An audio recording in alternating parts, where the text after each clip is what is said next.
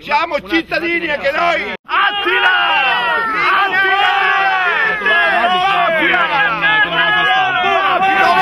Dov'è il tuo coraggio? Vieni qua, dov'è il tuo coraggio?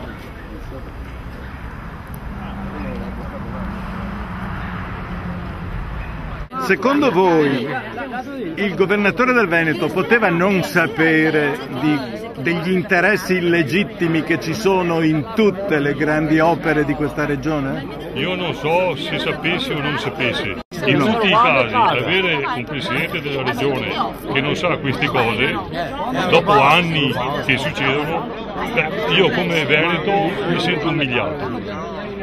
Quando si parla del Veneto, da oggi in poi si parla come una delle regioni meridionali piene di mafia e di camorra, dove l'illecito regna sovrano. Noi abbiamo un presidente della regione che è a capo di questo verminaio. Per me può essere innocente. Se avesse un minimo di dignità si dimetterebbe subito. Anzi, avrebbe già dovuto dimettersi. È sacrosanto verità, sapeva tutto, e ancora i personaggi che sono da fianco lo tengono su. Lei pensa che siano tutti ammanigliati e mafiosi sono mafiosi, è un popolo mafioso l'Italia. Che nome ha? Specialmente il Veneto. Che nome ha lei? Lino. Vorrei chiedere a Zaia solo una cosa. Come mai un metro qua di terra viene pagato 12 euro e di qua, confinante, viene pagato 25 euro? Questo è del deficiente che si è fatto la casa, che ha pestato quella terra per 50 anni. L'altra è quella del coltivatore, che con quei soldi può comprarsi un altro campo. Quindi gliela pagano giusta, non è che gliela pagano cara, gliela pagano giusta, ma all'altro viene pagata la metà. Che ci spieghi perché ha firmato questa schifezza. La Corte di Cassazione ha stabilito, ha rigettato il pagamento secondo il VAM. L'ha rigettato, ha obbligato a pagare il valore reale. Qual è il valore reale? Che ci comprino uguale terra. Cioè io non ne voglio di più, che mi comprino uguale terra. La pagano 5 euro al metro, mi va bene, ma che mi comprino 2000 metri di terra come me la prendono. Ecco, perché a Zaia vorrei chiedere questo. Questa sottrazione di terra crea delle enormi difficoltà alla sua attività. È terra intorno a una casa, che può diventare orto, vigneto per quella casa, che ha un valore aggiunto rispetto alla terra agricola. Ma invece no, vale metà, perché non si fa parte dell'organizzazione delle associazioni di categoria. Siamo nelle mani dei poteri forti. Se qualcuno non ha capito cosa sono i poteri forti, questi sono i poteri forti. Che rendano pubblici gli espropri, che li rendano pubblici, e allora sappiamo se abbiamo preso tutti il giusto. No, qualcuno il doppio, qualcuno metà, qualcuno il triplo, qualcuno niente, perché è così che funziona. Quando sarà?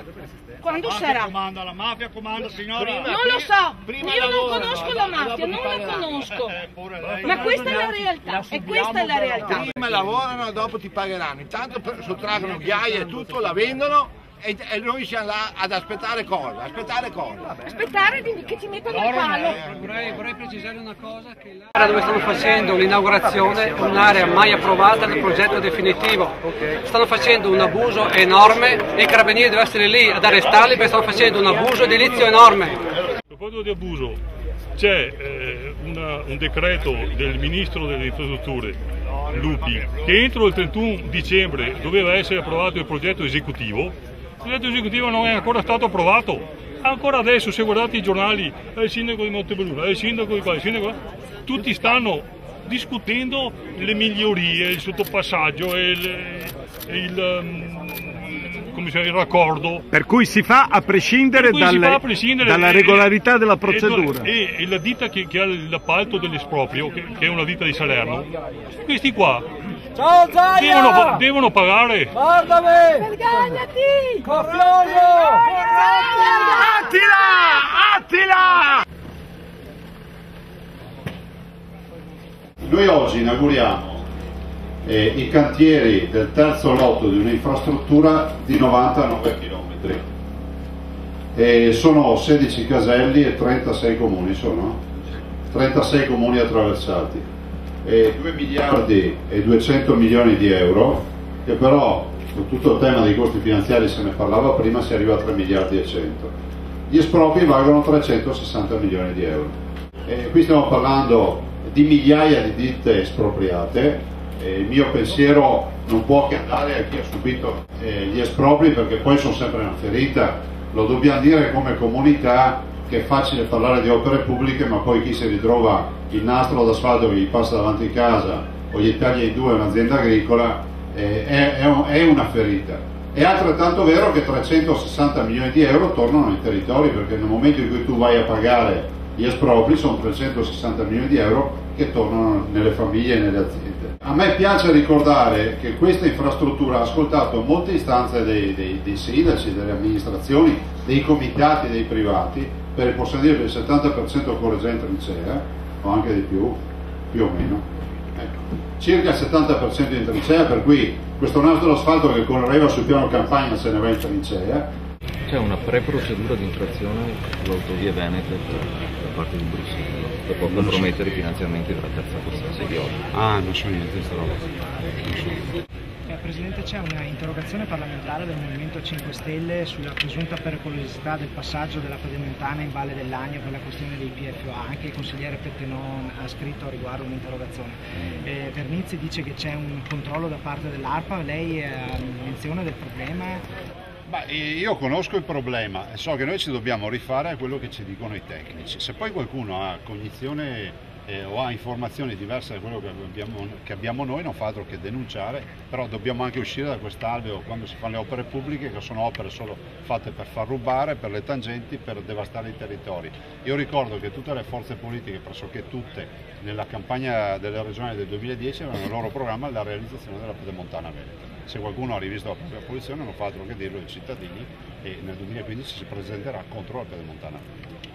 Che cosa comporta un'autostrada come questa per l'agricoltura veneta? C'è uno spreco di suolo immenso, oltretutto mettono in ginocchio diverse attività agricole, mettono a carità diverse aziende agricole, quindi portando via il terreno, portano via il lavoro a gente che è impegnata al lavoro della terra, dei campi. Oltretutto arrivano nei terreni e non pagano questi terreni, si appropriano della terra altrui portando via lavoro senza avere nessuna remunerazione. E loro continuano ad andare avanti, però i soldi non ci sono.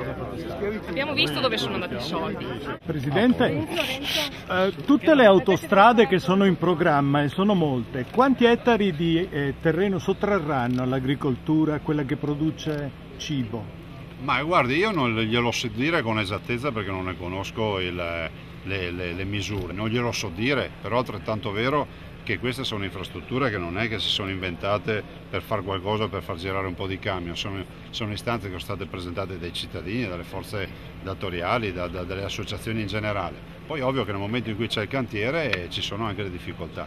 Il nostro pensiero è andare al non spreco del territorio, non consumo del territorio, prova ne sia che abbiamo una proposta di legge in Consiglio regionale che parla di cubatura zero, nel senso che vuole utilizzare il credito edilizio e evitare di consumare ancora il territorio. Qua nel Trevigiano la situazione più pesante è dove ci sono i fiumi che intersecano la strada, e quindi creando dei bacini di laminazione, creando eventuali allagamenti, creando problemi alle falde. Ci sono zone in cui passando in trincea blocca il proseguimento delle falde.